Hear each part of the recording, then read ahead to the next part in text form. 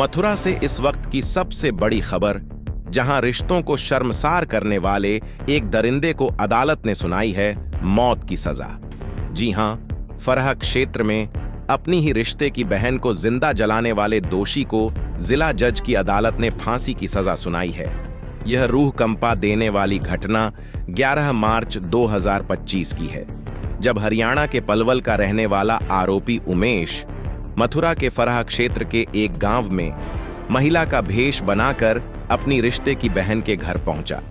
आरोप है कि उसने दुष्कर्म का प्रयास किया, लेकिन जब महिला ने साहस दिखाते हुए विरोध किया तो आरोपी ने हैवानियत की सारी हदें पार कर दी।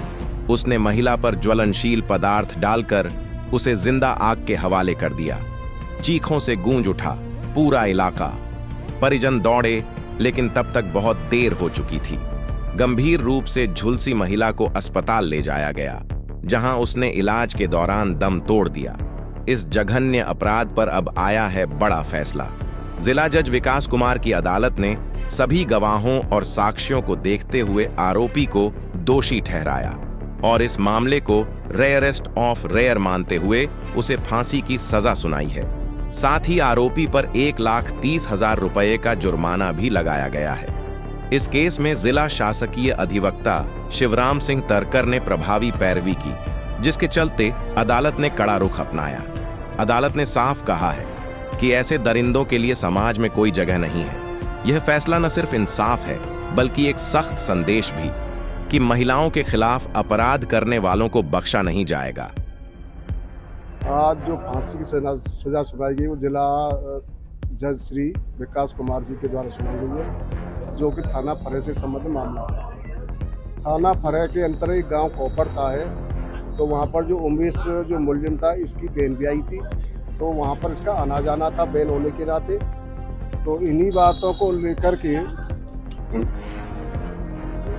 तो उसकी जो देवरानी थी इसकी बहन की रेखा, उससे इनके कुछ संबंध हो जाते हैं। संबंध हो जाने के बाद में कुछ संबंध कुछ नज़दीकी आदत बढ़ गई, तो नज़दीकों की वजह से फिर ये जो अभियुक्त उमेश उसको भगा ले जाता है और उसको फिर मुकदमा भी लिखा गया उस बाबत। फिर बाद में रेखा ये दोनों मिल जाते हैं, फिर आपस में समाज के द्वारा उनको समझौता करा दिया जाता है, भाई ऐसा है रिश्तेदारी का मामला है, आप आना जाना नहीं करोगे, ना आओगे ना जाओगे। तो उसकी जो मुलजिम उमेश था, इसका बिल्कुल आना जाना बंद कर दिया। तो फिर एक घटना थी 11/3/2025 की दिन की 12 बजे की घटना थी। तो ये मुलजिम उमेश था, साड़ी पहन करके आया था और साथ में पेट्रोल की बोतल लेके आया था। जो रेखा थी ये अपने घर के अंदर टीवी देख रही थी फर्स्ट फ्लोर पर अपने घर, और कोई घर पर था नहीं था। तो पहले तो उमेश ने उस रेखा के साथ में बलात्कार करने की छेड़छाड़ की कोशिश की। जब उसने इसके द्वारा काफ़ी विरोध किया जाता है, विरोध करने पर जब अपने उसमें बलात्कार करने में काबू नहीं हुआ, तो उसने उस पेट्रोल को छिड़क के उस पर आग लगा दी।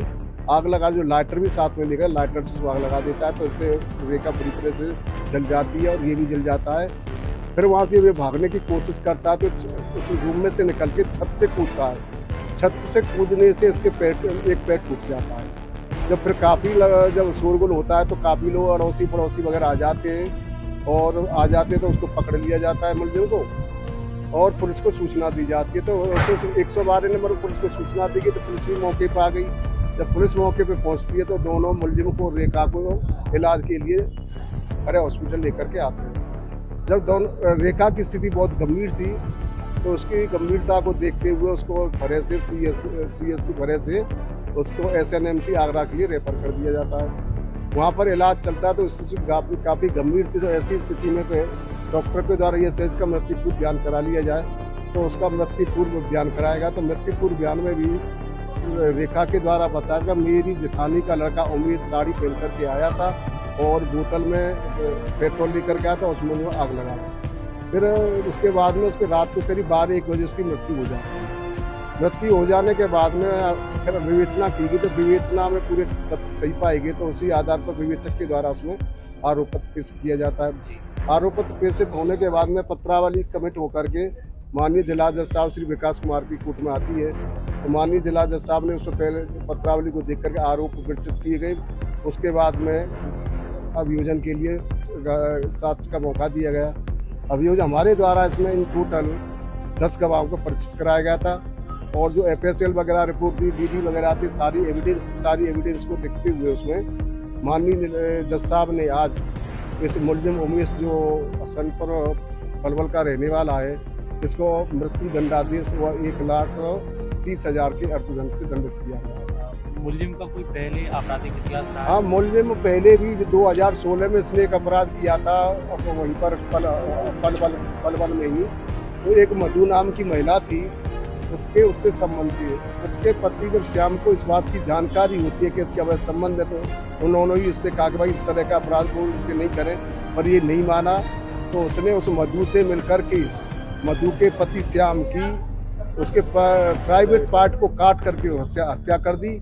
उसका ट्रायल पलवल ADJ कोर्ट में चला तो वहाँ से भी इसको आजीवन कारावास से दंडित किया गया था और 25,000 रुपये दंडित किया गया था और उसमें ये अपील पर चल रहा था। अपील के दौरान इसने फिर ये अपराध पूरे इसी तरह का किया।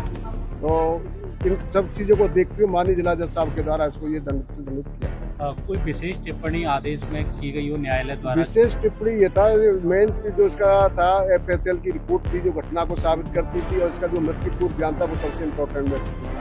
इन सारी चीज़ों को देखते हुए माननीय न्यायालय के द्वारा ये इसको फांसी की सजा सुनाई गई है और इसके लिए समाज के लिए बहुत जरूरी था। अगर इस तरह के लगा तो कोर्ट सजा नहीं मिलती तो बड़ा वो होता, समाज के लिए ये बहुत जरूरी था कि थैंक यू।